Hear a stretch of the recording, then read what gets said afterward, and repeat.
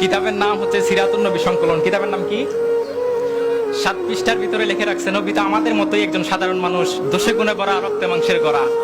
নাউজুবিল্লাহ বলবেন না? সকলে কথা বলতে হবে, না হলে আলোচনা করে মজা পাওয়া যাবে না। আমি তাদেরকে উদ্দেশ্য করে বলতে চাই, আরে নবী কিভাবে তোমার মতো হয়, তুমি কিভাবে নবীর মতো হও, যেখানে আমার নবীর কালেমার সাথে আমাদের কালেমার কোনো মিল নাই। আমরা কালেমা পড়ি লা ইলাহা ইল্লাল্লাহু মুহাম্মাদুর রাসূলুল্লাহ সাল্লাল্লাহু আলাইহি সাল্লাম, আর আমার নবী তো জাহানের বাদশা নবী, নূরের নবী, হায়াতুন নবী, জিন্দা নবী, কামলিওয়ালা নবী, দরদি নবী কালেমা পড়তেন লা ইলাহা ইল্লাল্লাহু ইন্নী রাসূলুল্লাহ। আরে শুধু তাই নয়, তোমার উপর নামাজ ফরজ হয়েছে 5 ওয়াক্ত, আমার নবীর উপর নামাজ ফরজ হয়েছে 6 ওয়াক্ত। আর আমার নবীর প্রস্রাব মোবারকতে মেশকাম্বরের চেয়ে বেশি সুগন্ধ ছিল। কথা বলেন না ঠিক কিনা?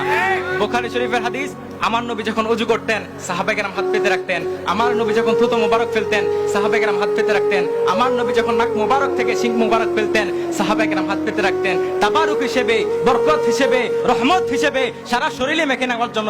জোরে বলেন না সুবহানাল্লাহ।